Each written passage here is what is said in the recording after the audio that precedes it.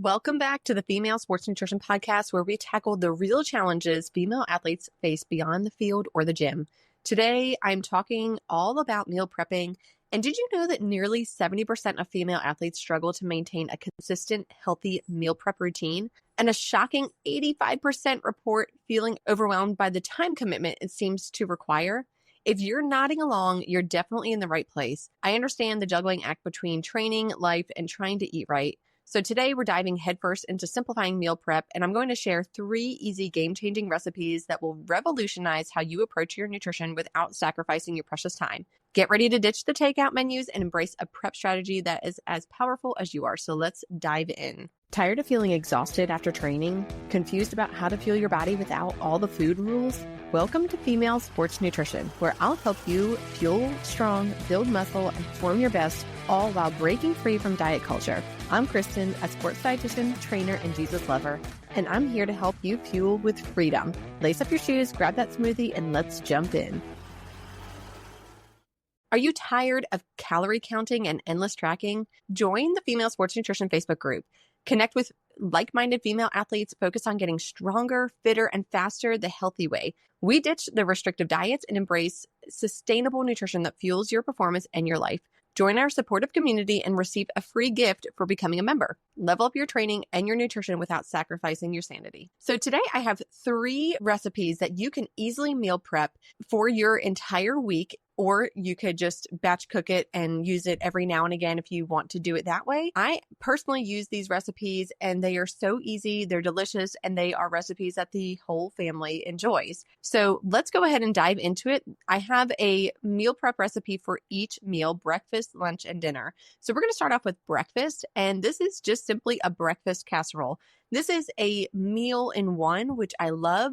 I love doing one pan dishes or one pot dishes so that you don't have to make a million dishes and then make your kitchen all messy, and that's just eating into your time even more beyond cooking. I actually meal prepped a lot of things this Sunday while I was cooking for a bunch of friends coming over on Sunday. So while I was cooking for friends coming over, I was prepping some of these things like this breakfast casserole among some other things for the week.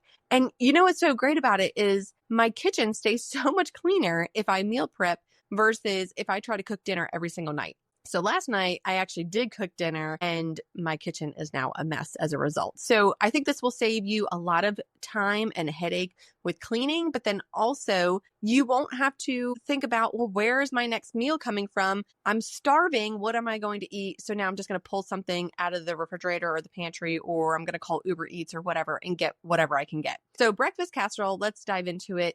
What you need to do is get probably like a 9x13 casserole dish. And you're just going to put, a little bit of olive oil or butter or whatever down to the bottom just so things aren't going to stick, and preheat your oven to 350 degrees. Next, what I do is I get a bag of shredded hash brown potatoes from the grocery store. So it's a frozen bag. You don't need to thaw this out, but all you're going to do is just make sure that you break up any clumps. You're going to pour it at the bottom of your casserole dish. So it's kind of like a base layer of shredded potatoes. You could buy sweet potatoes or regular potatoes is fine too. And then you're going to take whatever vegetables that you have on hand, chop them up and throw them in here. So some ideas are peppers, onions, mushrooms, tomatoes. I've done squash. I've done broccoli. Whatever you have, it does not matter. You just chop it up and put it in there. And if you don't want to do the chopping, you can buy vegetables that are already pre-chopped for you from the grocery store. So you can buy things that are fresh chopped, or you could buy the bags of frozen vegetables. So there's a bag of frozen stir-fry mix vegetables. So that's usually peppers, onions, and mushrooms. And they're already pre-chopped for you in a nice freezer bag. Like I said, you just dump it in there. You don't even have to thaw it out. And that counts as your vegetables. So super easy. Next up, you're going to take 2 to 3 eggs per serving that you want to get out of this dish. So typically I make enough for 8 servings, and my husband and I actually split this. So it's enough for 4 days out of the week. And then there's just one other meal that I, make for another breakfast in there, but you can do it however you want to do it. So what I would do if I was going to make enough for 8 servings out of the week is then I would multiply that by 2. So I'm putting in 16 eggs for that entire dish. And so I actually blend up my eggs with cottage cheese. So it's enough cottage cheese for a quarter cup of cottage cheese per 2 eggs or 3 eggs if you're going to do 3 eggs. So you can measure that out. If you're not into measuring and you just want to dump a bunch of cottage cheese in there, that's totally fine. I actually really like Good Culture brand cottage cheese. If you haven't had that, it is delicious. I think cottage cheese has gotten such a bad rap over the years as far as like, ew, gross, curdled cheese. But the Good Culture brand of cottage cheese, it is just perfection. It is so good. If you have not tried it, I would highly suggest trying it. And it really works very well with eggs. I blend it up so that it's nice and creamy and you don't get any lumps in there. So you're just going to pour your eggs after you blend it all up over the vegetables and the potatoes.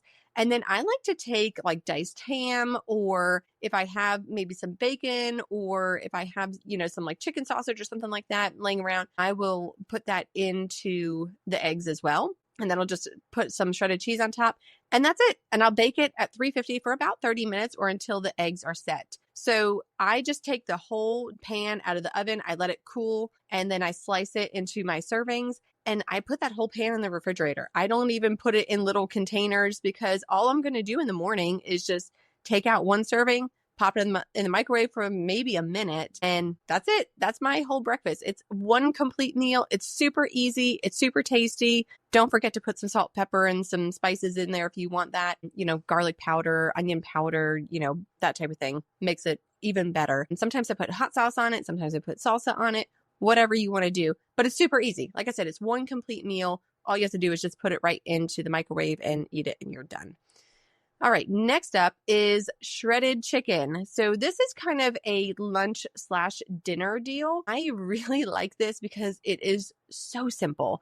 So shredded chicken, let me tell you the many, many uses that you can use shredded chicken on. So baked potatoes, you could do like a stuffed baked potato bar with some cheese and some broccoli. So good. You could put it on salads. You can make a sandwich out of it. You can mix it with some barbecue sauce and make like a barbecue chicken sandwich. You could put it over pasta. You can put some on pizza. You could buy like a frozen pizza and just, sprinkle some of the shredded chicken on top to up the protein content.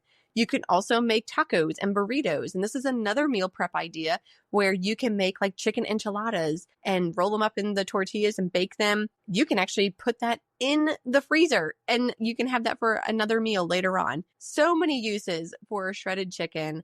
Sometimes we just eat shredded chicken with, rice and a vegetable or whatever. So shredded chicken is going to be very easy to make. All you need to do is get 3 chicken breasts, or here's a little pro tip.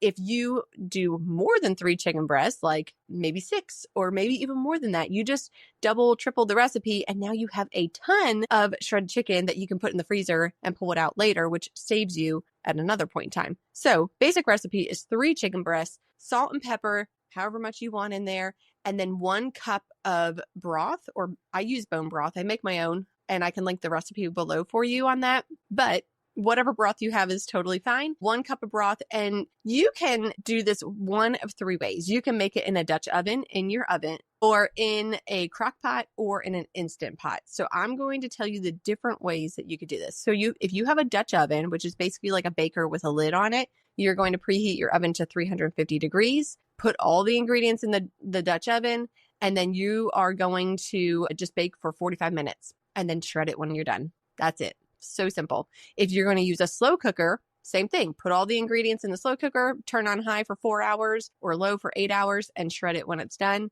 If you're going to use an Instant Pot, you're going to put all the ingredients in the Instant Pot, turn to high for 10 minutes, do a natural release for 5 minutes, and then shred it. That is it. It's so simple. You can get fancy with this if you want, and you could do a jar of salsa instead of just the chicken broth, or salsa verde. Lots of variations that you can do here, and you can really mix up the spices that you're putting in there. Like I said, it's super simple, very versatile, and you can make a lot of different things out of this. And I think it's something that really everybody's going to enjoy. Who doesn't like shredded chicken? Great way to increase your protein content on basically any meal. Next up, so this would be, again, another lunch/dinner meal here, is sheet pan chicken sausage with vegetables and potatoes. So what you're going to do here is you're going to get a sheet pan. I always line it with either parchment paper or foil because I don't want to scrub a pan. I don't know about you, but I don't have time for that. There's other things that I need to do. So I save myself the cleanup, and I put down either parchment paper or foil so I can just take that and throw it in the trash when I'm done. So if you're going to use parchment paper, you don't really need to put any type of like additional nonstick spray or oil down. If you use foil, you definitely do. So keep that in mind on, if that's going to influence your choice. But what I get is some chicken sausage. I'll either buy, a bunch of it from Costco, or I'll do like the Alfresco brand. And basically what I'm doing is I'm just slicing up the chicken sausage. Sometimes I leave them whole. Quite frankly, leaving them whole is just way easier than slicing up all these chicken sausages. Throw the chicken sausages on the pan. Take whatever vegetables that you have. Again, you can use frozen vegetables if you don't have fresh and you don't want to deal with chopping fresh. That's completely fine. So let's just say you're going to get a bag of frozen broccoli. Totally fine. Put that on there, and then you're going to get some potatoes. Whatever potatoes that you like is fine. I personally like those red potatoes because they're more waxy. They're not like the russet potatoes that are really starchy. Not really my deal. So I do at least one potato per person or per serving. And so I chop them up. So, kind of cut the potato in half, flip it on its side, cut it in half again, and just kind of go down the length of the potato. If you have one of those vegetable choppers, if you've ever listened to any of my other podcasts, I talk about this vegetable chopper that I bought off of Amazon, which saves so much time. I'll link it below for you. All you have to do is put the potato in the vegetable chopper, slam it down, and congratulations, now you have chopped potatoes. So you don't have to stand there and chop them. That saves you a ton of time also. So you're going to throw everything on a baking sheet, drizzle it with a little bit of olive oil. You probably only need maybe a tablespoon or two.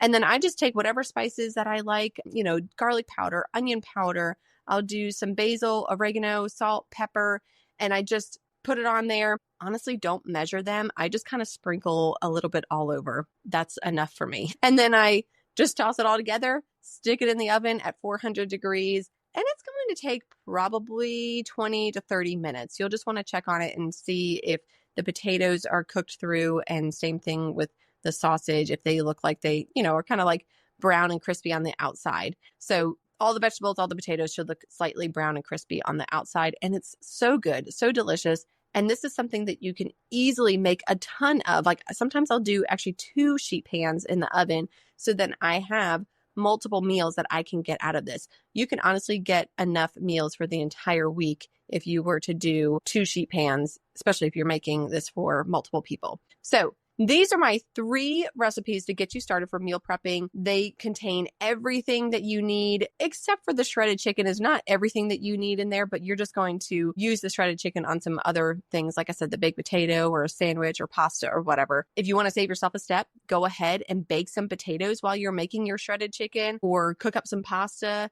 that type of thing. Stock up on, just some frozen cheese pizzas that you can easily put this chicken on. That is something that is totally fine. And you might be thinking, what, pizza? I can have pizza? Yeah, absolutely. You could have pizza. We just want to mix up our foods here and there. So these meals are all complete meals.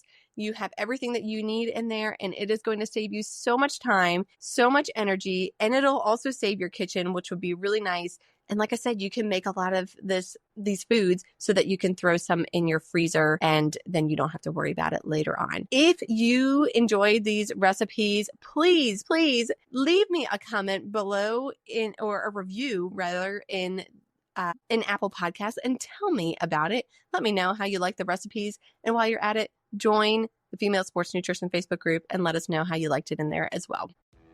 Hey friend, if this podcast inspired you, encouraged you, or changed you, I would love for you to leave me a review and share it with a girlfriend who will find it helpful or inspiring. That is the best way you can thank me and help me share my knowledge so I can help more people just like you. I'm so thankful that you spent this time with me today, and I'd love to connect with you. Join my Facebook group, Female Sports Nutrition, or send me a DM on Instagram, or hop on over to my website, elitenutritionperformance.com. I'll see you back here next week.